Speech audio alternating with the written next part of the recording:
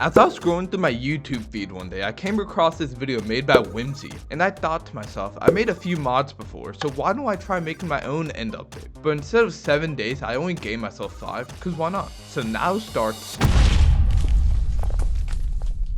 Since I only have 5 days to make a whole Minecraft update, I don't have any room for error, because if I make a single mistake, I'll actually be cooked. So I made 4 different grass textures and added them to Minecraft, because I'm planning on adding 4 different biomes to the end. But if you look very closely, you'll see that I actually haven't added the biomes yet. So I decided to work on adding them.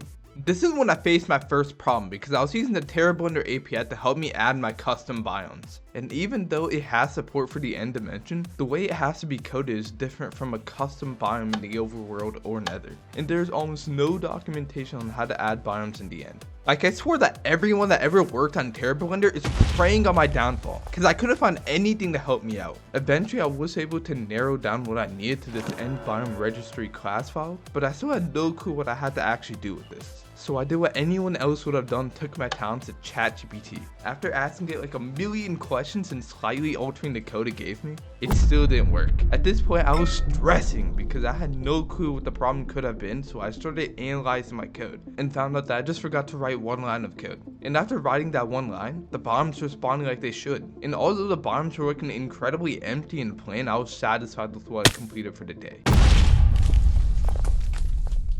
For day 2, I wanted to add a block launcher item that would launch any blocks that the player had in their inventory in the air, and convert it back to a normal block if it came in contact with any other block. So I booted up ChatGPT and started cooking, except not really, because at first the item wouldn't even spawn the block. It would just steal one of your items and do who knows what with it. So I did some code surgery and eventually it did start launching blocks, except it converted whatever block he had into a sand block. So after rewriting literally all of the logic to how the game should launch all the blocks, it finally started to actually launch the blocks that the player has in their inventory into the air. However, as you can tell from the footage, the block looks very laggy as they get launched in the air, and I had absolutely no clue why. So I did like 30 minutes of research and tried like 10 different solutions, but I don't know if I was tripping or not because nothing was working. After a while, I came to a conclusion that it was impossible for me to fix this. So as sad as it was, I had to scrap that idea and just make it so it launches ender pearls really far. I then started creating a texture for the pearl launcher and even a 3D model that will show up when the item is held in the player's hand. And after watching a quick tutorial from my main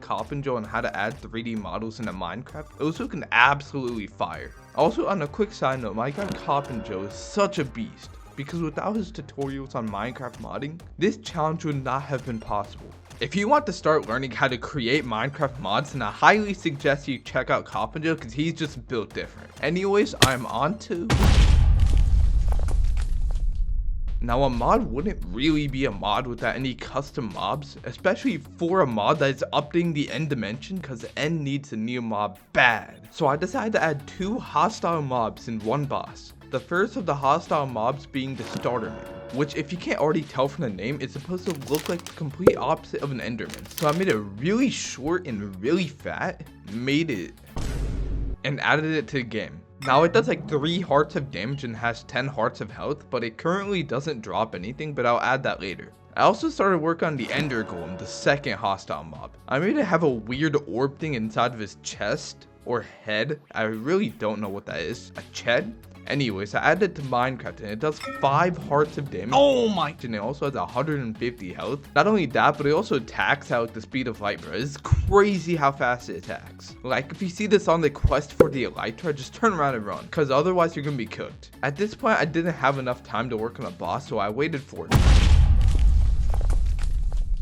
I wanted to make a flying boss that didn't necessarily do a ton of damage, but had a special dash attack that deals a ton of knockback. So I created the 3D model and named it the Spectral Phantom. I then added it to Minecraft and for some reason it was chill with me. It wouldn't attack me even if I stood literally right underneath it. So I tried fixing the code and it kinda works now. It still doesn't fly after me, but if I get close enough it'll damage me. So I changed a few things and now it actually flies towards the player, but it flies so slowly that even a turtle could probably beat it in a race. So I altered the code and now it doesn't even attack the player.